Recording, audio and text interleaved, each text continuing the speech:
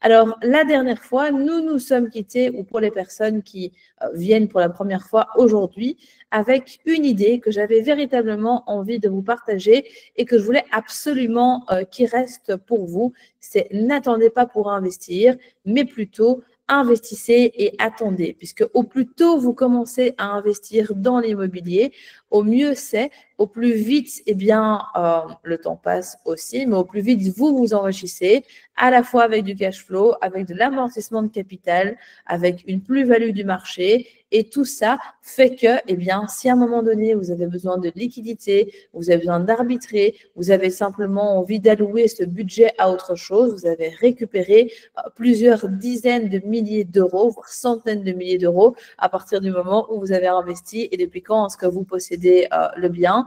Mais aussi, c'est un excellent moyen pour faire ce qu'on appelle des remises en garantie, faire des crédits à 125%, parce que oui, ça existe toujours, et donc vous permettre d'aller toujours plus loin et de craquer le code de comment, au final, est-ce qu'on arrive à se constituer un patrimoine, alors que peut-être on part de zéro, peut-être on n'a aucune connaissance dans le domaine. Et puis, le premier, c'est vraiment celui dans lequel il faut d'abord franchir le cap, mais après, ça va de mieux en mieux avec les bonnes techniques. D'ailleurs, n'hésitez pas à me dire dans le chat si vous avez déjà investi, pas encore investi, ou si justement vous souhaitez investir cette année. Alors, au niveau technique, donc ça, j'ai déjà un petit peu demandé, ça avait l'air d'être OK. Vous me voyez bien, vous m'entendez bien. Si jamais il y a quoi que ce soit, vous n'hésitez pas à me l'indiquer parce que du coup, je vais pas mal parler dans un premier temps et donc ça permettra d'être sûr que tout roule pour vous. Alors, certains d'entre vous me connaissent déjà, d'autres pas encore. Je vais me représenter, mais brièvement, comme ça, on pourra petit à petit, après, aller sur le cœur vraiment de ce live d'aujourd'hui, répondre à vos questions et vous apporter de la valeur.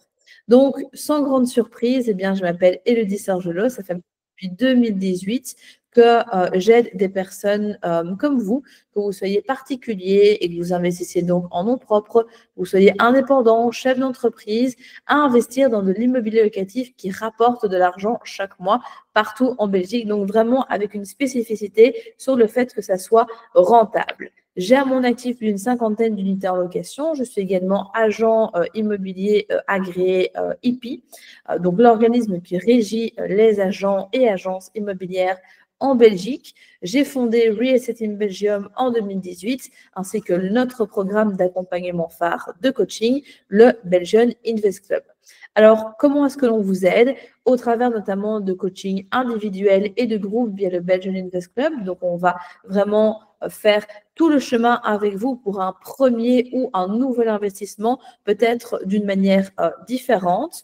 On va également, du coup, vous aider au travers de formations en ligne, des conférences, des séminaires. Il y a toute une série de vidéos YouTube aussi sur la chaîne, avec beaucoup de conseils, notamment aussi beaucoup d'études de cas. D'ailleurs, je vous remets le lien dans le chat.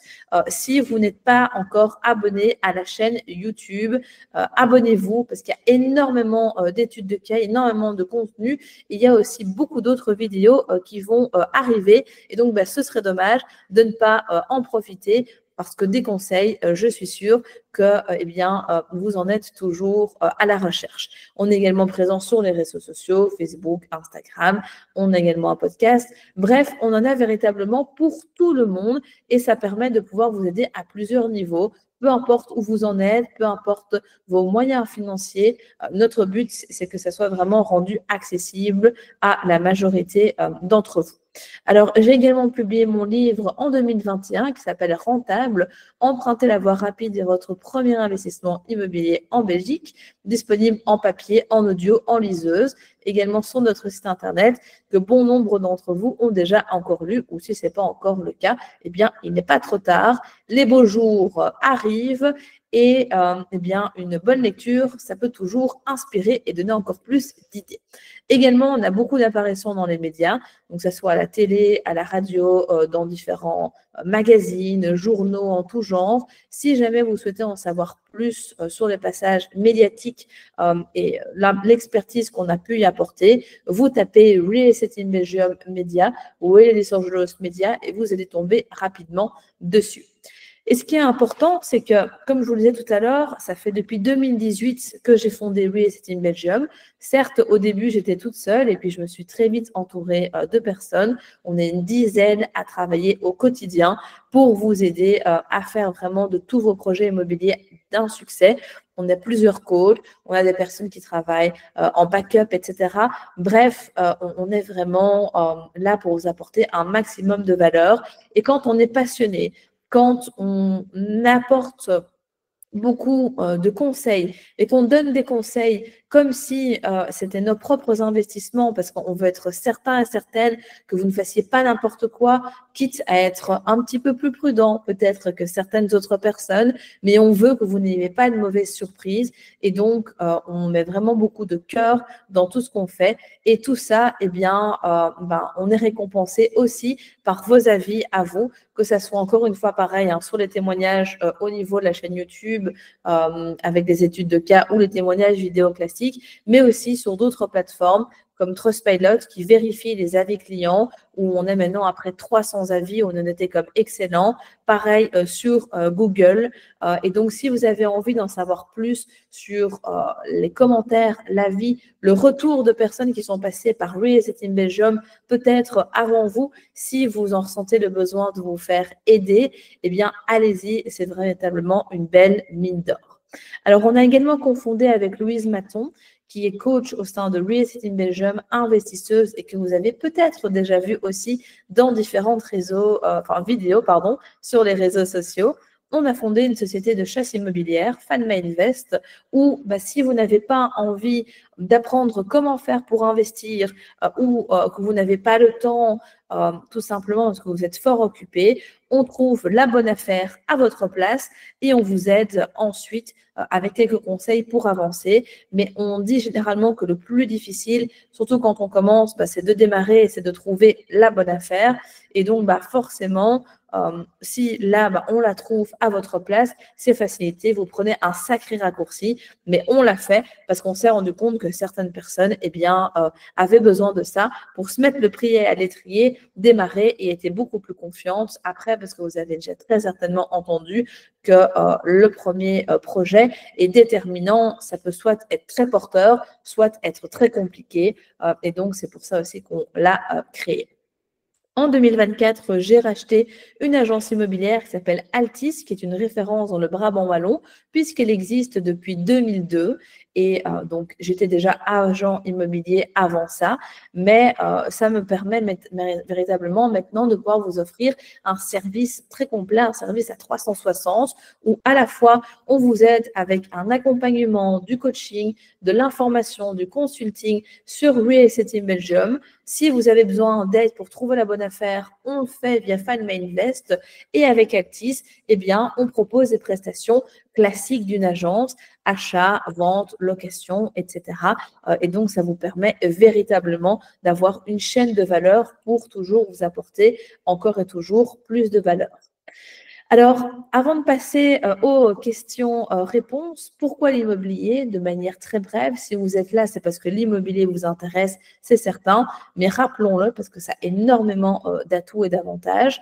Pourquoi? Un patrimoine qui grandit et qui est entièrement financé par vos locataires. Et je connais très peu de moyens d'enrichissement où ce sont les locataires qui vous aident justement à constituer une belle richesse. Pareil, quand on dit qu'on investit avec l'argent des autres, c'est-à-dire en faisant un crédit, on s'enrichit d'une manière en capitalisant sur des effets de levier. C'est une sécurité pour votre retraite. Malheureusement, on ne sait pas comment la retraite va se dérouler dans le futur. Donc, autant se préparer maintenant et dès que possible. Un héritage pour vos enfants. On n'a pas tous la chance, comme moi par exemple, d'avoir des personnes ou des parents ou des membres de la famille qui sont investisseurs, entrepreneurs. Et donc, j'ai dû partir un petit peu toute seule et de zéro. Si vous avez déjà un patrimoine à transmettre à vos enfants, vous leur donnez aussi une longueur d'avance dans la vie. Soyons honnêtes. Vous avez aussi une possibilité de revente à mi-chemin et d'empocher une belle somme qui n'aura fait que grandir. Dans la masterclass que je réalise chaque mois, j'explique j'explique notamment mes 2 premiers investissements où en 5 ans, l'appartement que j'ai acheté à Bruxelles a pris 70 000 € de plus-value et celui sur lequel j'ai enchaîné juste après à Liège, 32 000 € de plus-value. Et ça, c'est énorme parce que ça vous permet véritablement de capitaliser et de vous dire, s'il y a quoi que ce soit, vous pouvez revendre 1 ou 2 biens. Et si je devais juste revendre ces biens-là, eh bien, j'aurais gagné déjà 100 000 €, sans compter l'amortissement de capital, sans penser la plus-value qui continue à monter au fur et à mesure du temps, et surtout le cash flow qui rentre chaque mois. Et donc, l'enrichissement, il est vraiment à plusieurs niveaux. Comme j'aime bien le dire, le cash flow, c'est le dessus de l'iceberg, c'est ce qu'on voit souvent, mais en dessous, il y a évidemment énormément de choses et ça, c'est super important. Une augmentation de vos revenus aussi grâce à ce fameux cash flow, la possibilité d'atteindre l'indépendance financière et de quitter le métro boulot dodo, comme on l'appelle parfois, pour vous permettre du coup de remplacer vos revenus de travail par vos revenus immobiliers. Parce que oui, c'est toujours possible. Est-ce que ça prend un petit peu plus de temps qu'avant, notamment en période de taux qui était assez bas? Oui, c'est vrai. Est-ce que ça va se faire en 6 mois? Non, ça va être un petit peu utopique. Par contre, en quelques années, c'est tout à fait possible de l'atteindre, voire plus si vous faites beaucoup de sacrifices, si vous avez déjà de l'épargne, si vous êtes à votre compte, indépendant, chef d'entreprise, ou vous avez déjà investi dans une résidence principale ou autre. Eh bien, ça vous permettra de pouvoir aller beaucoup plus vite. Donc, un cas n'est pas l'autre, mais sachez que c'est toujours possible avec les bonnes stratégies et en étant bien entouré. Une optimisation fiscale si vous êtes en société et j'en passe. Bref, je pourrais passer la soirée à vous lister tous les avantages de l'immobilier, mais le but est vraiment ici de vous laisser la parole à vous et donc de répondre à toutes vos questions. Alors, il y a plusieurs moyens de le faire. Soit vous écrivez dans le chat les questions que vous vous posez et j'y répondrai de vive voix. Soit vous avez une petite fonction où vous avez une petite main dans Google Meet que vous pouvez sur laquelle vous pouvez cliquer et ça me donnera l'opportunité de pouvoir vous donner la parole. Si vous avez une caméra, ce sera encore plus interactif. Si vous n'en avez pas ou si vous ne préférez pas, il n'y a pas de souci, vous restez sans caméra, mais au moins j'aurai le son. Je pourrai vous entendre et donc ce sera une très bonne chose. Donc, si vous avez des questions, je vous invite soit à cliquer sur la petite main pour que je puisse prendre les questions une par une et ou à les poser dans le chat. Et le temps que vous réfléchissiez peut-être un petit peu aux questions que vous pourriez avoir, j'aimerais aussi vous proposer, parce que ici, bien évidemment, c'est un coaching entre guillemets, de groupe où je vais répondre à vos questions, mais il y a parfois des détails dans lesquels on ne va pas parce qu'il y a des situations qui sont un petit peu plus personnelles. On n'a pas spécialement envie de partager tout ça avec un grand groupe et autres. Et donc, c'est pourquoi, si vous avez envie d'aller plus loin, d'en savoir plus sur ce que l'on propose ou tout simplement de faire un point sur votre situation à vous, eh bien, vous avez l'opportunité de réserver un appel offert avec un membre de l'équipe. Vous pouvez soit scanner le QR code qui s'affiche à l'écran. Vous allez arriver du coup sur une page qui va vous permettre, si vous descendez un tout petit peu, de réserver le créneau de votre choix. Il y aura quelques questions auxquelles répondre pour qu'on puisse avoir déjà quelques informations sur vous, cibler votre profil et ainsi de suite. Ça dure globalement 15 minutes, c'est sans engagement. Ça vous permettra de toute façon de repartir avec plus de clarté. Donc, si vous ne savez pas si vous avez accès au crédit, si un crédit à 125% est possible, si pour vous c'est le bon timing d'investir dans l'immobilier, vous avez des interrogations diverses et variées, donc vous préférez un contact privilégié, booker un appel, 15 minutes. C'est rien du tout. Ça peut vraiment vous aider à faire une différence dans votre parcours immobilier, vous lancer. Et si au terme de ces 15 minutes, on voit que c'est peut-être pas le bon timing pour vous, on vous orientera sur les ressources et sur ce qu'il y a à faire, la marche à suivre, le plan d'action un petit peu à implémenter pour que, on puisse se revoir peut-être d'ici quelques semaines, quelques mois et que ce soit un meilleur timing pour vous. ou si au contraire, on peut vous aider, là, un deuxième appel qui durera plus longtemps, globalement 1 heure, 1 heure quart en fonction d'eux, où on ira beaucoup plus en profondeur sur ce que l'on sait faire avec vous. Alors, ce qui est important aussi, et puis je prends les questions, promis, c'est que si vous réservez mais que vous n'avez pas reçu une confirmation par email, c'est que l'événement n'a pas été programmé, donc il va falloir refaire la manipulation pour être sûr que cela soit fait. Donc, plusieurs possibilités. Vous flashez le QR code, vous recopiez du coup le lien qui est à l'écran, ou alors j'ai mis dans le lien, je vais y arriver, dans le chat, le lien vers la masterclass, pour que le lien vers le call, pardon, et encore, pour que vous puissiez eh bien, réserver votre appel, tout comme le lien de la chaîne YouTube que je vous invite à rejoindre si vous n'êtes pas encore abonné. Alors, donc, il y a une première question de Delphine qui nous dit « J'ai acheté une maison que j'ai mise en location l'année passée. J'aimerais investir dans un appartement/studio à la mer du Nord pour faire de la colocation vacances. Est-ce rentable ?» Alors, oui, tout à fait. Il faut savoir que la Flandre, c'est la région où c'est le plus facile actuellement de pouvoir réaliser de la location courte durée, puisque c'est un petit peu ça dont on parle. Donc, en termes d'autorisation et autres, au niveau régional, j'entends, c'est assez facile. Au niveau communal, attention que certaines communes dans la mer du Nord sont un peu saturées de tout ça et donc aiment un petit peu moins. Et donc là, je vous invite à bien vous renseigner en amont, puisque en Belgique, pourquoi faire simple quand on peut faire compliqué? Ils aiment toujours bien que vous vous renseignez en amont, puisque chaque commune a des visions spécifiques, a des choses qu'elle souhaite implémenter d'une manière différente ou autre. Donc ça, c'est à voir. Attention, malgré tout, que le prix à la mer du Nord, dépendamment de la mer à laquelle tu souhaites t'installer. Alors, c'est vrai que je me permets en général toujours pendant les sessions de questions-réponses de vous tutoyer. D'habitude, je vous vois tout le temps, mais là, je tutoie. Je ne sais pas pourquoi, mais bref, c'est comme ça. Il y a des marchés qui sont plus chers et donc attention à avoir un bon ratio quand même en termes de rentabilité.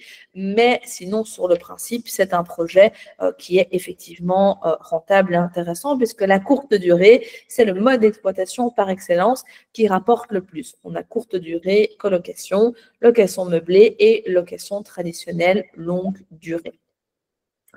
Alors, n'hésitez pas du coup à lever votre main si vous souhaitez prendre la parole, parce que pour l'instant, je ne vois pas encore de main levée. Je sais que ça peut être un petit peu challengeant au début de poser la question, mais une fois qu'on s'est jeté à l'eau, ça va tout de suite mieux. Donc voilà, n'hésitez pas, sinon je continue comme on le fait maintenant, sous forme de questions via l'écrit. Alors, David, partant du principe que chaque investissement locatif est rentable, donc cash flow positif, yes, y a-t-il des contraintes spécifiques bloquantes à la multiplication des achats successifs, banques et ou taxes? Alors, quand on investit en personne physique, c'est sûr qu'à un moment donné, la banque va trouver qu'on a trop d'encours au-dessus de sa tête et on va représenter un trop gros risque. Donc, il va falloir mettre un petit peu plus d'apport, il va falloir apporter des garanties, mettre un bien en garantie, utiliser la technique du nantissement, par exemple, en bloquant peut-être sur un compte pendant une durée déterminée. Ça peut être 6 mois, ça peut être 1 an, ça peut être 3 ans. Bien, de l'argent pour que la banque se sécurise. Ça peut être bloquer des actions, ça peut être utiliser une assurance groupe, une assurance pension, une assurance épargne. Bref, utiliser un levier pour jouer un petit peu le jeu de la banque et la rassurer. Donc ça, c'est quelque chose qui risque à un moment donné d'arriver quand on a peut-être un petit peu trop d'encours. Après, il y a toujours la possibilité d'injecter du cash, utiliser le nantissement, la garantie, comme je le disais, s'associer avec une autre personne ou d'autres personnes aussi pour être ensemble plus fort, débloquer un peu et continuer. Donc ça, c'est possible. Maintenant, au niveau de la taxation, actuellement, il n'y a rien de spécifique par rapport à ça en personne physique. Il y a la fameuse requalification des revenus dont vous avez peut-être déjà entendu parler, mais il n'y a pas de règle spécifique à cette requalification. Et donc, ça veut dire que, en fait, pour le moment, il n'y a pas un nombre de biens, un montant de loyer à dépasser ou autre pour être potentiellement requalifié. Si vous achetez 1, 2, 3, 4, 5 biens immobiliers, vous êtes relativement tranquille à partir du moment où vous savez prouver que, du moins pendant cette période-là, vous avez un salaire, enfin vous avez une activité professionnelle et que donc votre activité immobilière n'est pas encore une activité professionnelle, que vous l'avez investi en bon père ou en bonne mère de famille parce que vous avez travaillé, vous avez économisé, vous l'avez peut-être hérité, etc. Donc tout ça, rassurez-vous. En fait, ce qui est surtout visé par le fisc, c'est les opérations spéculatives d'achat-revente. Je sais que ça a la cote pour l'instant. Tout le monde en parle, c'est devenu la nouvelle opportunité du siècle pour gagner beaucoup d'argent. Attention à ça, c'est toujours beaucoup moins rose et beau que ce que ça n'est dans la réalité. C'est aussi moins facile que ça en a l'air, etc. Parce que vous savez, hein, si c'était facile, tout le monde le ferait hein, au final. Et donc, c'est surtout ces opérations d'achat-revente qui sont dans le radar du fisc, ou si bien évidemment, vous investissez dans l'immobilier, vous êtes rentable et qu'en même temps, vous bénéficiez d'une aide de l'État, CPS, mutuelle, chômage, ce genre de choses. Ça, forcément, ils n'aiment pas trop non plus parce que ce n'est pas le but de tout ça. Mais donc voilà, en gros. Alors, tac, tac, tac. Ouais, donc Emeline, j'ai acheté ma résidence principale en 2019 et je bénéficie du chèque habitat en Wallonie.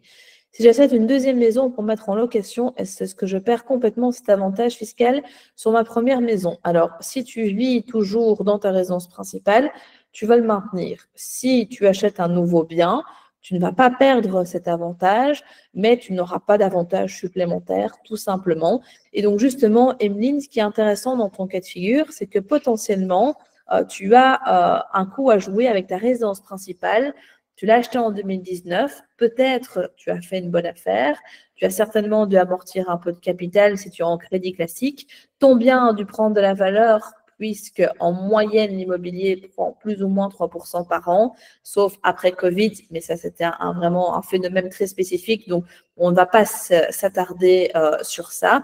Mais donc, il est fort à parier que tu as certainement de l'argent qui dort dans ton bien et qui pourrait te permettre de faire un effet de levier pour acheter plus. Donc, je t'invite à creuser cette piste. Si tu vas chez un banquier classique, il te dira peut-être que ça n'existe pas, hein, le crédit à 125%, que c'est un mythe, un mirage, une oasis en plein désert. Dans les faits, c'est totalement faux. C'est plutôt chez les courtiers qu'on va trouver ce genre de montage.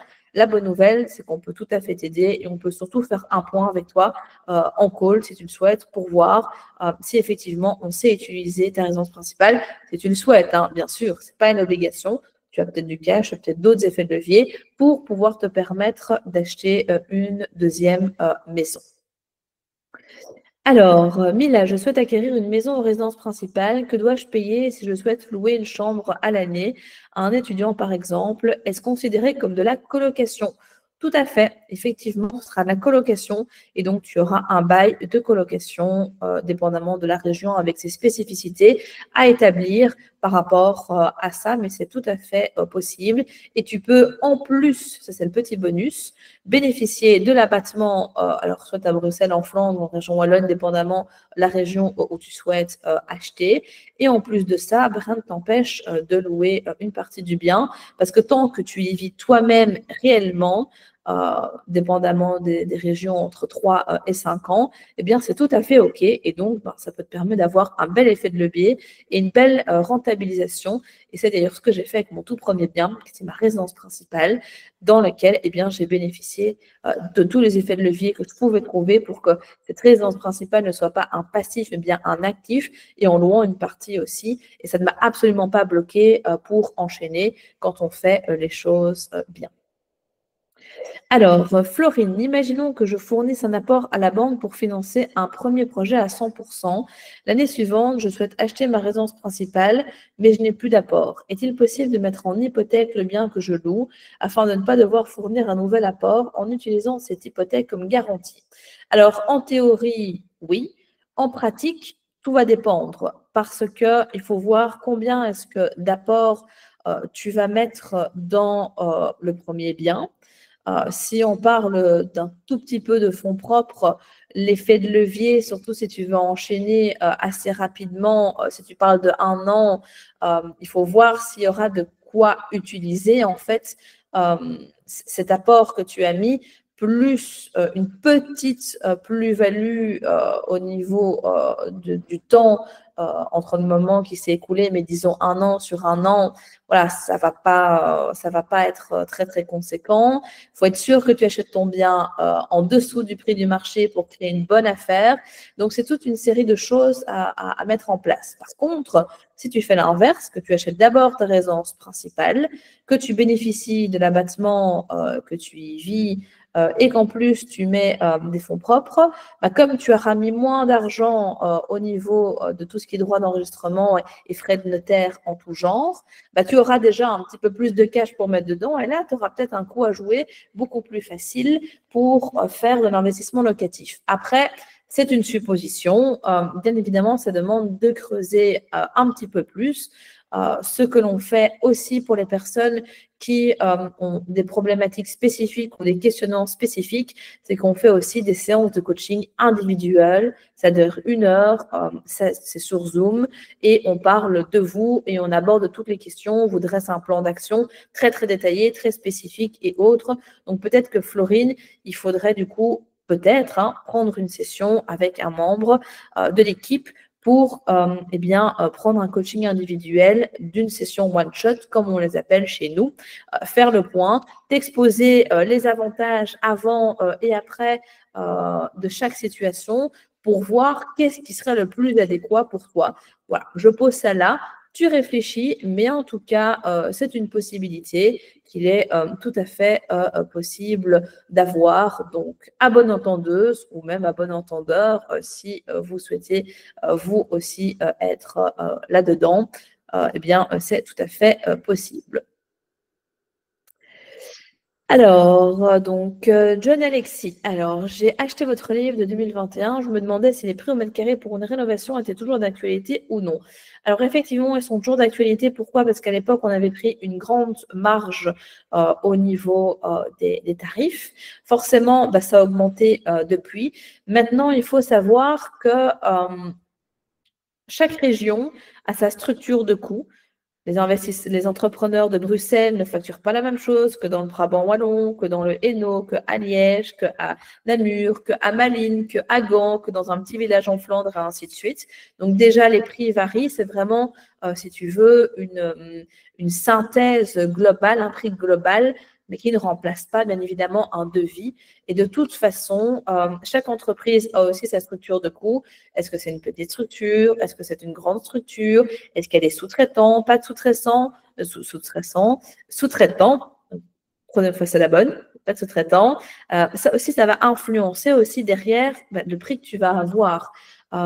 Et de toute façon, on conseille, quoi qu'il arrive, de toujours prendre une marge de 10 à 15% pour viser juste. Surtout, surtout, surtout si vous faites une offre et que vous n'avez pas le temps de faire passer un entrepreneur correctement avant. Donc voilà, prudence par rapport à ça. Mais oui, sur le fait, tu peux te baser dessus. Après, c'est une indication, bien évidemment, pour t'aider à calibrer dans les grandes lignes. Si tu vois que tu as une enveloppe travaux et que ça dépasse largement ce que tu peux te permettre d'acheter, tu sais que ça ne vaut même pas la peine d'aller plus loin, de faire venir un entrepreneur, etc. etc. Donc, voilà, donc c'est un bon premier filtre par rapport à ça. Tac, tac, où est-ce que j'en étais? Yes. Alors, Aguila ou Aguilas, désolé si je ne prononce pas très bien, est-ce meilleur de s'endetter sur court terme pour supporter moins d'intérêt en utilisant sa capacité au max, donc être en cash flow négatif pendant 10 ans, puis percevoir le loyer à 100% après les 10 ans? Écoute, tout dépend de ta stratégie. Maintenant, c'est vrai que c'est en général pas ça qu'on recommande. On recommande par contre plutôt de s'endetter sur des durées les plus longues possibles pour arriver à générer du cash flow et donc quand même être bénéficiaire, mais aussi pour ne pas gréver toute ta capacité d'emprunt et de devoir attendre presque 10 ans, ou peut-être un petit peu moins, si tu as un effet de levier ou autre, pour pouvoir continuer à réenchaîner. Donc, en général, ce n'est pas du tout ce que l'on conseille, sauf si vraiment tu te dis, moi, je veux en finir le plus vite possible et ce n'est pas bloquant pour ma situation financière. Là, OK. Ça, c'est vraiment à toi de voir. Mais sinon, on conseille toujours au plus long. N'oubliez pas que quand les choses sont bien faites, si vous suivez par exemple les conseils de Real Estate Belgium, eh bien, c'est vos locataires qui vont payer votre crédit. Et donc, pas forcément, au final, c'est tout bénéfice. Et puis, tu as toujours le loisir, si tu veux, à un moment donné, de pouvoir faire un remboursement anticipé si tu mets de l'argent de côté en plus et d'être quitte de ton crédit. C'est des choses que j'ai déjà faites.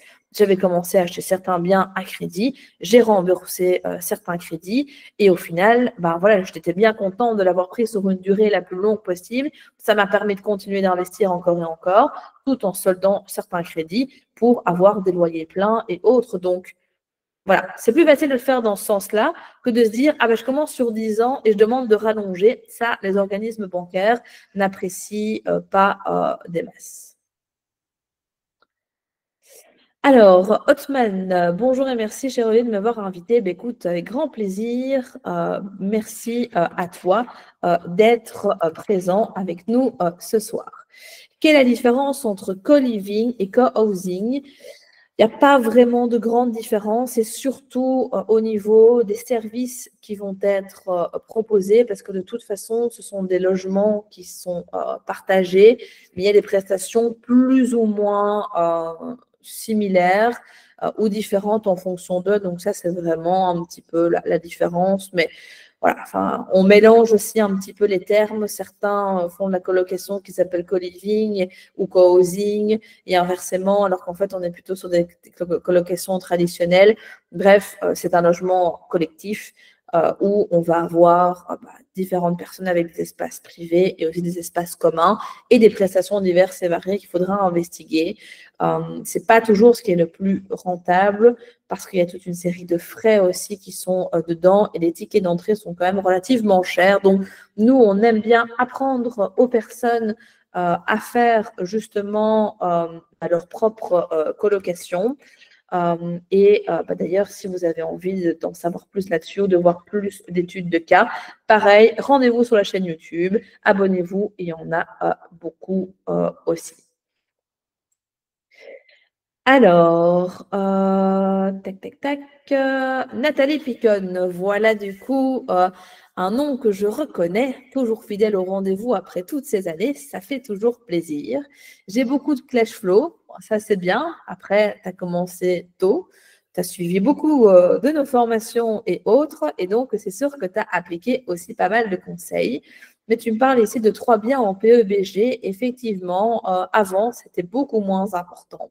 Donc, tu hésites, revendre, acheter avec un meilleur PEB, plus de primes, rénover, tu hésites. Écoute, tout dépend un petit peu ce que tu as fait déjà dans tes bâtiments, ce que tu n'as pas fait, quel serait le coût par rapport à ça. Donc, c'est un petit peu difficile de te répondre, surtout que tu as quand même un patrimoine qui est assez conséquent.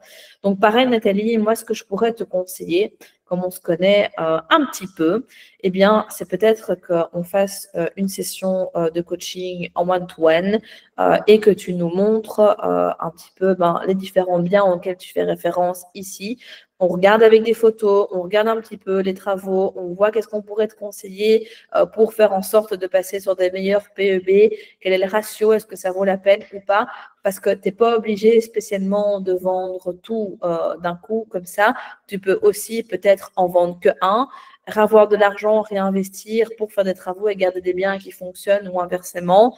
Voilà, tu vois, il y a pas mal de stratégies qui peuvent être en place, mais c'est un tout petit peu compliqué de te répondre, surtout vu ton patrimoine, de savoir exactement quoi te dire. Donc, voilà, ce sera toujours un plaisir de te retrouver, bien évidemment. Alors, comment se faire aider pour une évaluation des frais de rénovation, demande Baudouin. Alors, de notre côté, on a développé forcément toute une méthodologie par rapport à ça, où on vous aide à définir un petit peu, comme on l'expliquait tout à l'heure lors d'une question, les prix globaux au mètre carré. Donc déjà, tu vas pouvoir te baser sur ça.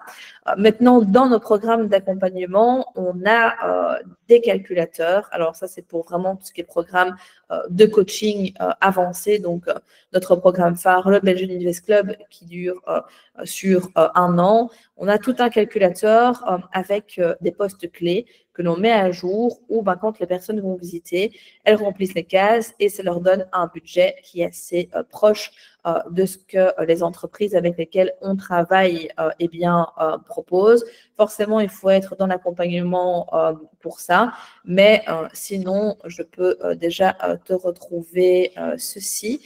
On a développé une checklist travaux qui permet du coup d'orienter sur justement ces notions, sur un petit peu les notions au mètre carré, sur quoi faire attention, quand est-ce que l'on visite, etc.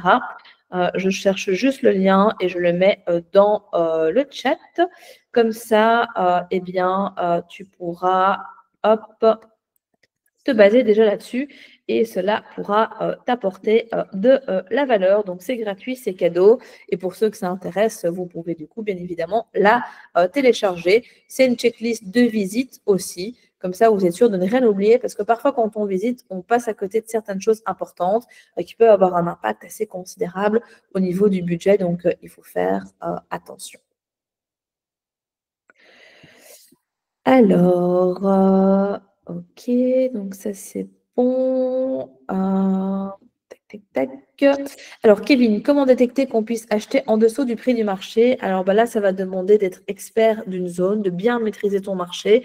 Pareil, ça c'est quelque chose que l'on apprend à faire dans les formations qu'on a, à la fois nos formations en ligne, comme des formations comme Investir en Belgique étape par étape, ou des formations thématiques que vous pouvez trouver sur notre site internet, notamment comme Rentamax, donc qui est une formation sur comment trouver la bonne affaire.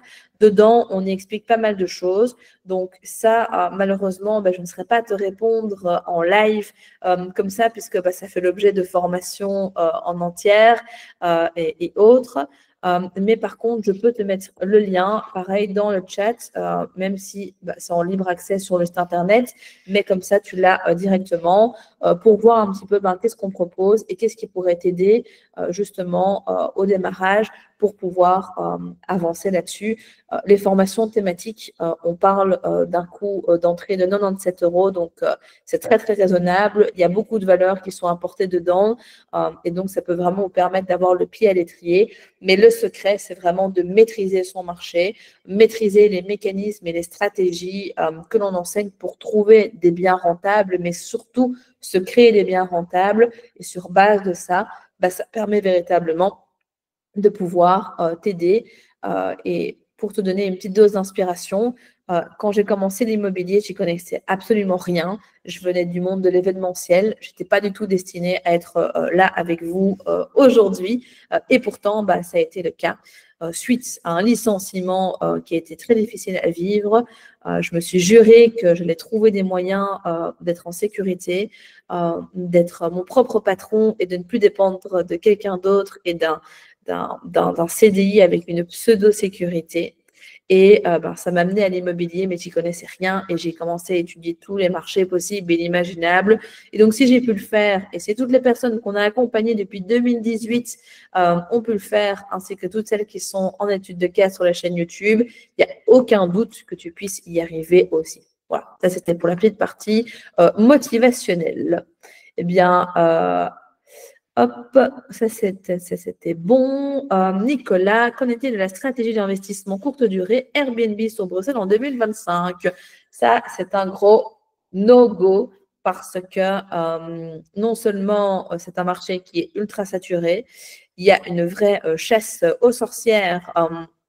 Non pas que je veux vous traiter de sorcier ou de sorcière, bien évidemment, mais il y a une grande chasse par rapport à ça parce qu'en fait, il y a pénurie de logements pour les familles. Bon nombre de logements sont en infraction et donc les amendes peuvent être très, très, très salées et surtout, il faut des autorisations qui sont colossales entre les permis d'urbanisme, les normes incendie, les normes à respecter en fonction des communes et tout et quanti. Je peux vous garantir qu'il y a très, très, très, très, très, très peu de communes qui en accorde encore. Et bien évidemment, je ne peux pas conseiller que vous fassiez de la courte durée de manière illégale. Ce n'est pas le genre de la maison dont je déconseille très fortement. Si tu souhaites faire de la courte durée, ouais, fais-le au moins soit en rachetant un bien à Bruxelles qui est déjà en activité avec toutes les autorisations, mais on ne va pas se mentir, tu vas payer bonbon. Ou alors, tu le fais en région wallonne. Attention qu'en région wallonne, maintenant, il faut un permis depuis mars de l'année passée ou de 2023. J'ai un petit doute, mais le temps passe tellement vite. En tout cas, il faut un permis, ça c'est certain. Ou alors, racheter pareil un bien déjà avec toutes les autorisations qui sont moins contraignantes qu'à Bruxelles pour pouvoir être tranquille. Ou alors aller en Flandre, puisque là, je l'évoquais tout à l'heure en début de live, c'est là en fait que vous avez les autorisations qui sont les moins contraignantes, tout simplement.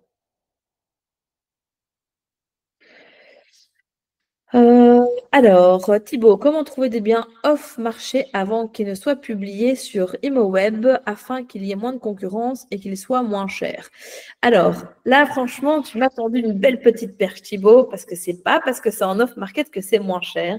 Et il y a un mythe qui circule qui sert les intérêts de ceux qui prônent et qui proposent des biens off-market à foison, c'est que ça bénéficie souvent des personnes qui proposent les biens, sauf si c'est des particuliers ou autres sur des cas spécifiques, mais ça bénéficie plutôt aux personnes qui ont les réseaux et qui veulent vendre en off-market parce qu'elles vendent plus vite et autres, qu'aux personnes qui les achètent. Et donc, dans l'off-market, il y a énormément de déchets, et donc ne vous faites pas avoir par rapport à ça. Maintenant, c'est pas parce que c'est sur ImoWeb que c'est déjà trop tard, que du contraire. Souvent, ce qui se passe, et c'est dit avec beaucoup de bienveillance, c'est que en fait, il n'y a pas toujours une bonne connaissance de l'immobilier, et c'est normal quand on commence parce que c'est un domaine qui est super vaste, mais il n'y a pas toujours des bonnes connaissances, et donc on passe à côté de pas mal de choses. Et ce qui est surtout important dans un marché qui s'est quand même professionnalisé, disons-le, clairement, c'est de pouvoir apprendre à créer sa bonne affaire.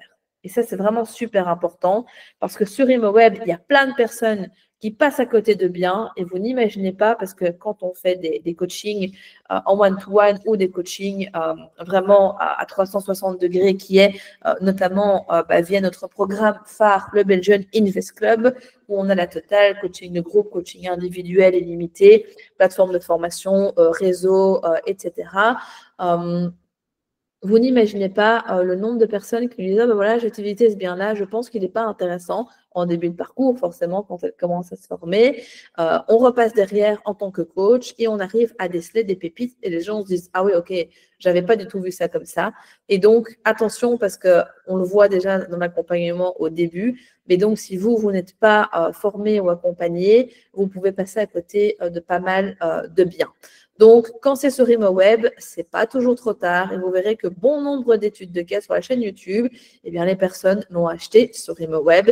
Moi aussi, j'ai déjà acheté des biens sur ImoWeb. J'en ai acheté certes en off-market aussi, mais c'est important vraiment de le comprendre. Après, il faut bien se dire que ce qui se passe, et pour avoir du coup mon agence immobilière Altis, on publie toujours en interne auprès des gens qui sont dans notre base mail avant de publier sur ImoWeb. Donc, quand c'est sur ImoWeb, toutes les agences ne le font pas, mais parfois il y a déjà 48 à 72 heures qui s'est écoulé avant que vous puissiez prendre des rendez-vous. Et donc, ça veut dire qu'il y a d'autres gens avant vous qui l'ont fait. Donc, un conseil, inscrivez-vous sur les bases mail des agents immobiliers ou des agences de la région dans laquelle vous recherchez.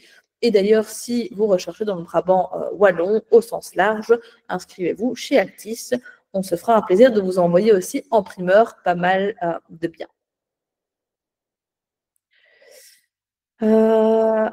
Alors, il y a CH qui nous dit, tu parlais de la sous-location de son domicile. Quel locataire est possible?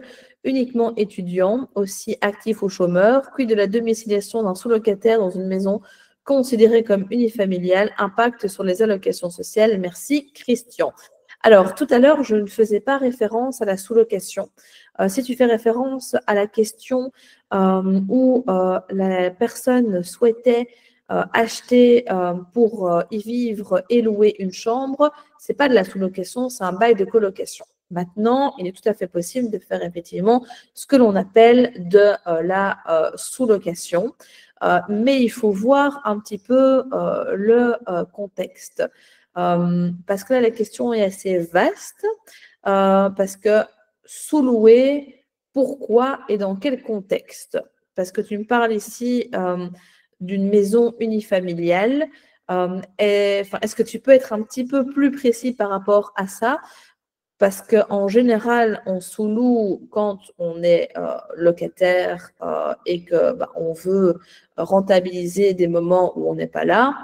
On sous-loue pour faire un petit peu le filou ou la filoute sur certaines choses, comme le fait de bénéficier d'un abattement et de le sous-louer pour espérer passer entre les mailles du filet et ne pas être vu, ou alors il y a une vraie stratégie de sous-location, où d'ailleurs on a une formation là-dessus qui s'appelle l'accélérateur, sous-louer et encaisser. Pareil, je pense aussi elle est disponible sur notre site internet, ou si vous prenez un call avec un membre de l'équipe, on sera discuter de ça si la sous-location vous intéresse.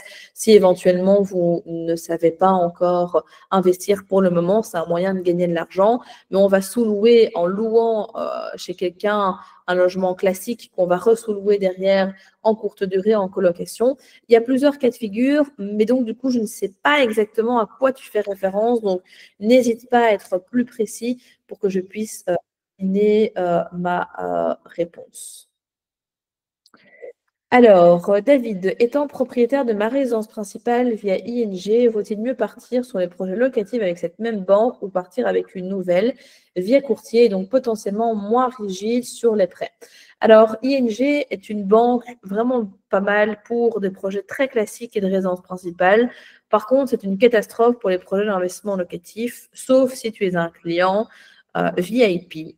Donc, je te conseillerais plutôt d'aller vers un courtier qui te proposera très probablement de travailler avec Record Bank, qui est une filiale d'ING, mais qui n'ont pas les mêmes guidelines. Et donc, ça te permettrait de potentiellement, comme moi j'ai pu le faire, mon premier bien était financé chez ING, je l'ai mis en garantie via courtier, via Record Bank, qui est une filiale d'ING, pour me permettre d'aller plus loin parce qu'ils ont des solutions qui sont vachement adaptées aux investisseurs, ce qui n'est pas le cas de ING, mais tu bénéficies pourtant de garder le tout dans une même enseigne et ça, c'est important. Et donc, tu ne dois pas faire un refinancement, pas d'indemnité de réemploi, etc. Tu peux vraiment utiliser, faire une mise en garantie pour pouvoir faire un effet de levier. Donc, voilà un petit peu ce que je te conseillerais. Alors, Philippe, et puis après, Christian, je vois que tu as levé la main, donc je te prendrai, mais comme ça, je termine les questions qui sont envoyées du coup par écrit. Philippe, sachant que j'ai un immeuble de rapport et des garages, comment est-il possible de me diversifier dans l'immobilier en dehors de l'aspect géographique, entrepôt ou autre. Alors, tout dépend si tu veux te diversifier, donc tu parles de la géographie, c'est une chose, mais tout dépend si tu veux te diversifier sur la typologie de biens ou sur la typologie de locataire ou sur le mode d'exploitation. Après, on tourne à un moment donné toujours, entre guillemets, dans les mêmes choses. C'est-à-dire que tu as immeuble de rapport, tu as appartement, tu as studio, tu as des maisons, tu as des cotes ou des logements collectifs, tu as des garages, des entrepôts, tu as des bureaux, tu as des commerces. Et ça, c'est la typologie de biens. Et à un moment donné, on ne sait pas réinventer la roue. Donc, il faut changer de typologie de biens. Si tu veux quelque chose de passif, les entrepôts, c'est vraiment une niche qui est sympa et que j'affectionne beaucoup pour en avoir beaucoup moi-même aussi et qui je trouve qui est un chouette rapport. Mais c'est un marché de niche, donc qui n'est pas intéressant pour tout le monde, surtout pas quand on démarre, mais ce n'est pas ton cas de ce que je comprends. Donc ça, c'est une très, très bonne chose. Maintenant, si tu veux te diversifier autrement, il faut changer de mode d'exploitation et passer de la location classique à la location peut-être meublée, voire de location, voire de la courte durée. Tout dépend un petit peu des objectifs au final et les effets de levier que tu as pour arriver à ça. Alors, est-il intéressant de demander à plusieurs courtiers une offre de prêt hypothécaire? Alors, demander, oui, pas 25 courtiers, grand maximum 2. Introduire son dossier auprès de plusieurs courtiers, c'est une grosse erreur. Il ne faut surtout pas faire ça parce que ça ne renvoie pas un signal positif auprès de la banque parce que les courtiers travaillent quand même souvent chez les mêmes banques.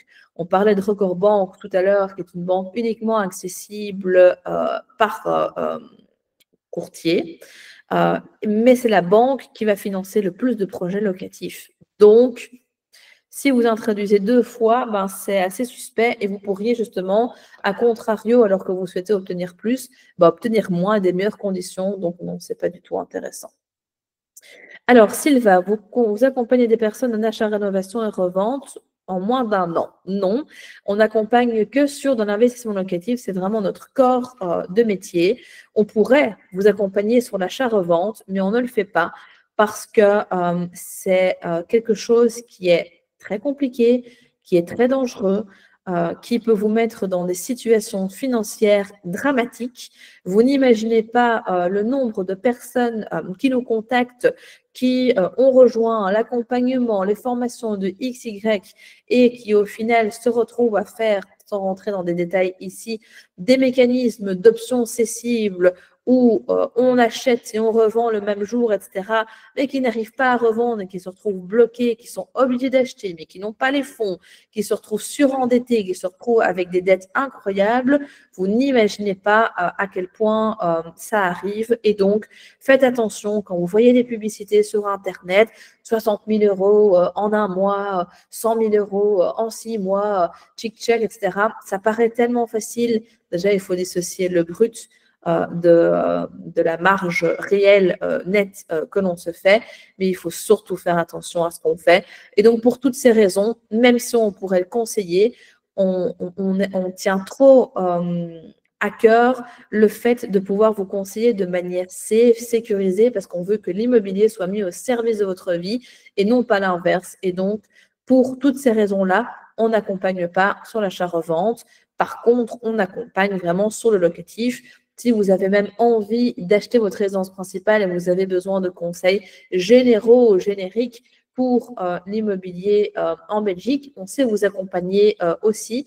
Et dans toutes les formations qu'on propose, sans être dans un coaching en tant que tel, il y a quand même pas mal d'informations qui se ressemblent au niveau du process immobilier. Donc, certes, il y a des mécanismes spécifiques comme ce que je viens d'expliquer avec les options et autres que nous, on ne va pas expliquer, mais tout ce qui est trouver la bonne affaire, la rénover ou pas, apporter de la valeur, négocier, calculer les bonnes rentabilités, faire des prévisionnels, tout ça, c'est des choses que vous pouvez emmagasiner dans les formations qu'on fait, soit avec des formations thématiques comme trouver la bonne affaire, Rentamax dont je parlais tout à l'heure, soit dans des formations plus complètes comme investir en Belgique étape par étape. Et puis, vous savez peaufiner après les connaissances que vous avez besoin de chercher en achat-revente. Mais voilà, prudence en tout cas par rapport à ça. Alors, Vanny, dans le cadre du coaching, accompagnez-vous des projets d'investissement locatif à la côte belge? J'habite le littoral et je souhaiterais acheter un bien pour de la location courte durée. Tout à fait, Vanny. On accompagne des personnes. En fait, on accompagne partout en Belgique. C'est bien simple. C'est vrai qu'on accompagne quand même beaucoup en région wallonne, simplement parce qu'il y a des très, très belles rentabilités. Et nous, on va chercher le rendement et du cash flow. Mais on accompagne aussi à Bruxelles, on accompagne aussi en Flandre, donc tout à fait. Et donc, si tu veux discuter de ton projet, eh bien, je t'invite à réserver un appel avec un membre de l'équipe pour voir comment est-ce que l'on peut t'aider. Baudouin, recommandez-vous de confier des biens de rapport à une agence, là, une société spécialisée en gestion?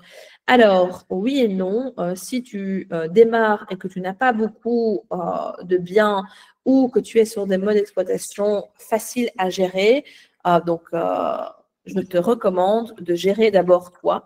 Il y a des logiciels type Smovin ou autres qui peuvent t'aider dans ta gestion, mais c'est important déjà de comprendre comment ça fonctionne, de savoir comment faire pour après, si tu veux déléguer, les déléguer aux bonnes personnes, être certaine qu'elles font bien leur travail. Parce que la gestion locative, en toute transparence, c'est le parent pauvre du service immobilier. On le fait parce que c'est du recurring, mais pareil, il y a des agences qui font ça très bien.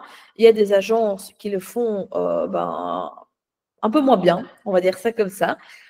Et du coup, ça peut aussi amener à des conséquences assez compliquées. Donc, dans un premier temps, non. Ou si tu le fais, fais-le d'abord au début, comme ça tu sauras vraiment voir ce que ça donne, etc. Et puis, après, tu auras la possibilité de voir que tout se passe bien et il y en a, hein, clairement. Donc, moi, j'ai quelques biens en gestion parce que c'est un petit peu trop loin de mon domicile, etc. Et que, voilà, en fait, mon temps est beaucoup mieux rentabilisé ailleurs, mais sinon, je gère des dizaines de biens moi-même. Et pourtant, je suis fort occupée aussi. Donc, si j'y arrive avec un bon rondage, une bonne technique, je suis sûre que tu pourras y arriver. Alors, Nicolas, nous avons eu, ma compagne et moi, un coaching individuel avec Louis, super instructif, merci. Écoute, merci Nicolas pour ton retour. Et puis, eh bien voilà, ça donne aussi un retour aux personnes qui seraient intéressées de pouvoir voir que eh bien, ça t'a apporté de la valeur.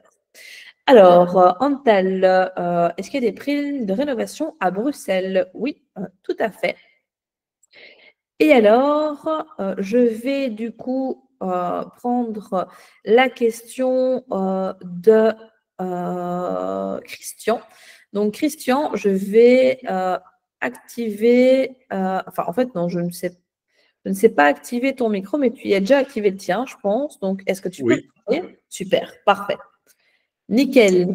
Bienvenue. Oui, eh bien, merci beaucoup. Donc, effectivement, la question concerne des biens qui sont classés cadastralement en unifamilial, parce que de tout changement, même si la maison est vaste, c'est des procédures qui peuvent être relativement lourdes, voire difficiles, impossibles dans certaines régions du pays. Et donc, je me posais la question, je prenais l'un ou l'autre cas de location à des étudiants, dans le cas où le propriétaire n'utilise pas encore ou n'utilise plus l'ensemble des chambres ou des étages de son domicile et où il fait un contrat, alors sous sein privé, d'un meublé ou semi-meublé, de voir si ce statut est toujours légal, si ça doit être qualifié justement de colocation, dans le sens où il n'y a pas une modification, une compartimentation de la maison. Donc, il n'y a pas de serrure à l'intérieur, et même si les espaces sont totalement définis. C'est ça. Ok, je vois. Mais en fait, tu as plusieurs moyens de voir la chose. La première, c'est que tu pourrais effectivement, et c'est la moins complexe et la plus réglo, faire effectivement un bail de colocation, parce que si tu sous-loues une partie du bien dans lequel, arrête-moi si je me trompe, mais si vous y habitez, ou vous y habitez ou pas? C'est chez Oui, vous. OK. oui. Si vous y habitez, mais que vous n'avez pas d'autres locataires, on ne sait pas faire de la sous-location parce que ça suppose qu'il faut d'abord un autre locataire, en fait. Donc, la sous-location, ça ne fonctionnera pas. Donc, il vaut mieux alors faire un bail de colocation. Ça, c'est vraiment la manière la plus facile et la plus réglo pour éviter les problèmes. Ou alors, l'autre solution, mais ça, pareil, ben, ce n'est pas vraiment quelque chose que je peux recommander parce que ça reviendrait à un petit peu découper les espaces à la sauvage et puis après louer aux personnes différents compartiments, que ce soit sous forme un peu de cote ou de studio, d'appartement, dépendamment la grandeur et la manière dont vous l'agenceriez. Mais là, tu te créerais une infraction urbanistique parce que il y aurait plusieurs logements en fait dedans. Donc, la sous-location, ça ne fonctionnera pas. Se créer un immeuble, enfin, de rapport en défaut d'urbanisme, etc., je ne le conseille pas non plus puisque les amendes peuvent être salées aussi. Il y a vraiment de plus en plus de contrôles. Ils sont vraiment sur la balle là, à tout niveau dans toutes les régions. Donc, il faut faire gaffe à ça. Le plus simple, ce sera alors le contrat de colocation où là, c'est tout à fait clean, quoi. D'accord, merci. Voilà, j'espère avoir répondu à ta question. Oui, merci. Parfait, yes, nickel. Du coup, donc, Thibaut, un apport de 1200, un apport de 12 000 euros pour envisager l'achat d'un premier appartement pour une coloc est-il suffisant? Alors, Thibaut, 12 000 euros, c'est un petit peu juste, en tout cas pas sur une coloc de 4. Une coloc de 3, dépendamment comment est-ce qu'on la retrouve et autres, avec éventuellement des travaux, etc. Ça pourrait passer, mais c'est un peu juste. Nous, en général, on prend dans les accompagnements, notamment dans le Belgian Invest Club, on va prendre des personnes qui ont minimum 20 000 euros d'apport. C'est pas pour ça qu'on les utilisera d'office, mais on veut avoir quand même de la marge et pas que tu te retrouves un petit peu pris dans un étau parce que l'immobilier, c'est super. Tout à l'heure, je vantais les mérites et de dire pourquoi est-ce que l'immobilier, c'est important d'investir. Mais il y a aussi quelques petits challenges et on a parfois quelques petites surprises, quelques petits suppléments. Et s'il n'y a rien derrière pour assumer, justement, nous, on fait très attention à ça et on ne veut pas que tu te retrouves dans une mauvaise situation. Donc, un petit peu plus serait le bienvenu. Ou alors, il faut être sur un projet de location classique plus petit, qui est possible aussi, mais si tu veux vraiment une coloc en tant que telle, ça va être un petit peu juste. Je parle soit en Flandre ou en région wallonne, parce qu'à Bruxelles, on oublie, on est beaucoup plus élevé, bien évidemment, en termes de prix. Maintenant, tu peux toujours te former. Le temps que tu mettes un peu plus d'argent de côté avec un rituel d'épargne, etc., tu te formes avec vraiment tout ce qui est formation en ligne. Tu apprends le maximum d'infos que tu puisses avoir au niveau de l'immobilier.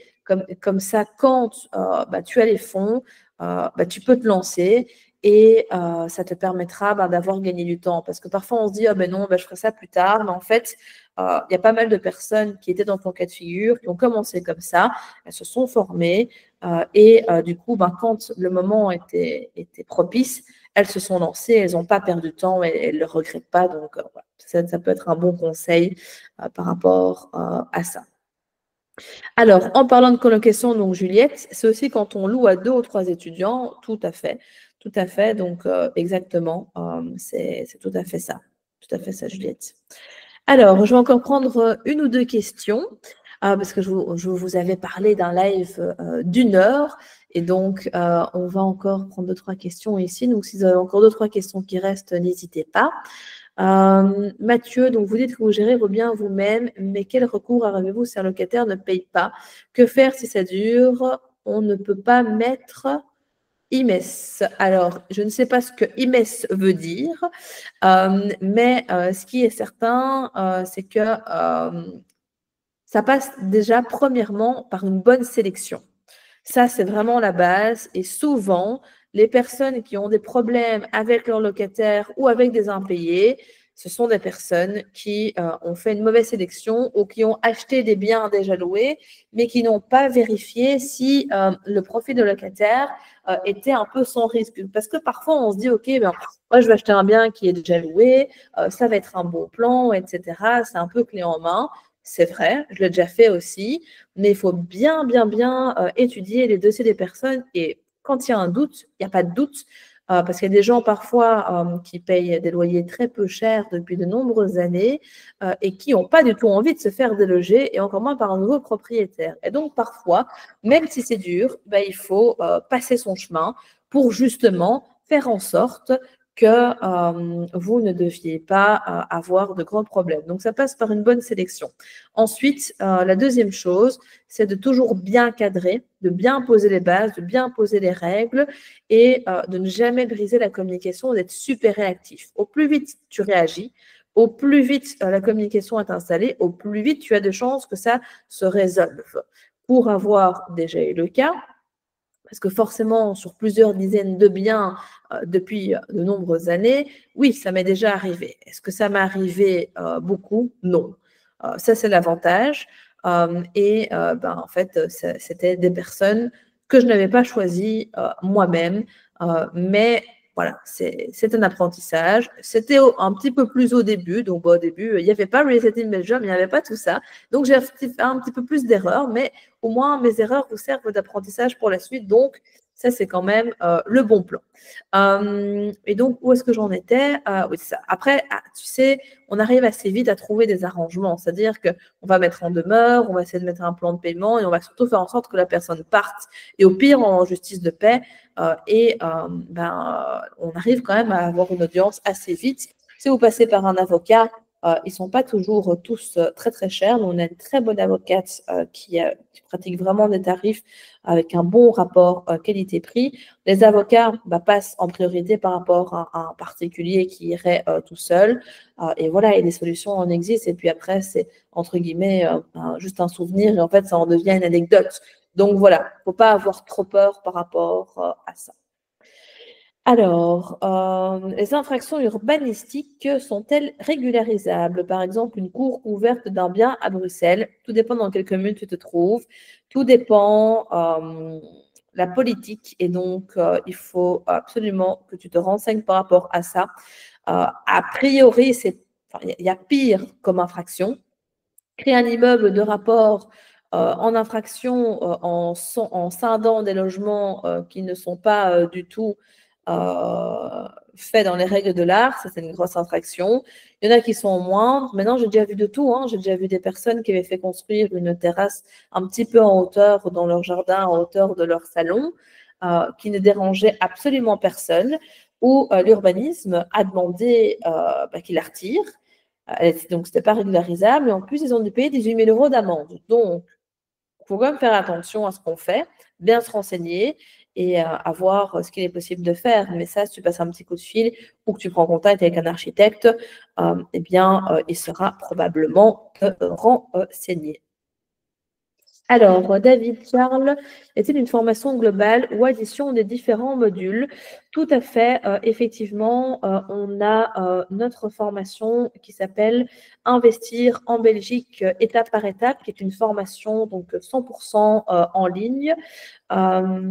Hop, je la mets ici dans le chat et donc elle comprend toutes nos formations thématiques. Mais dedans, tu as aussi beaucoup plus. Tu as aussi accès à notre réseau, tu as aussi accès à des priorités au niveau des événements, tu as accès à 30 minutes de coaching.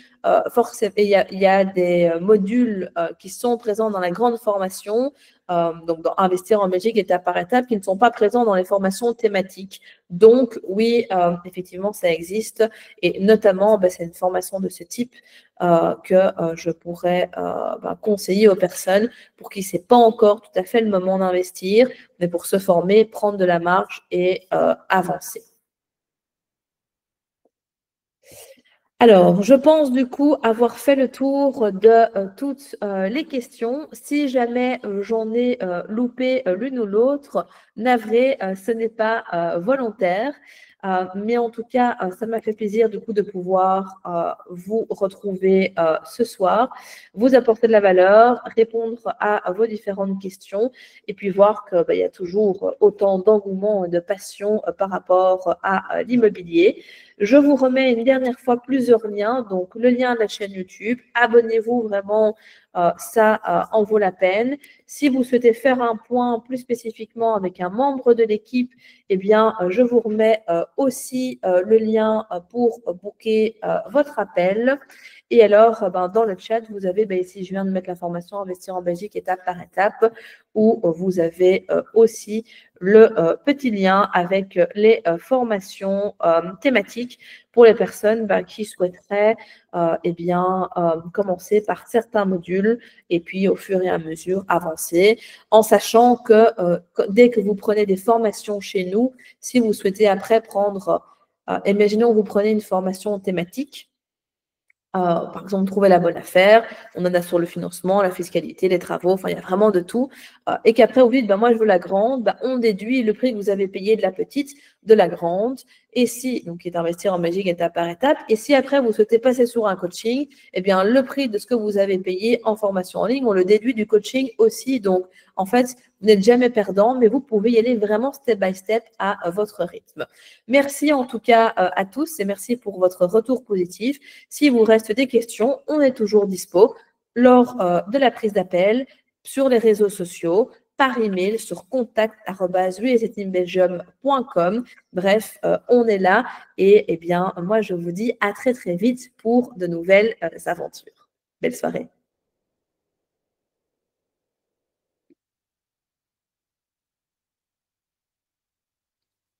Yes, et merci encore pour du coup vos retours positifs qui arrivent encore ici.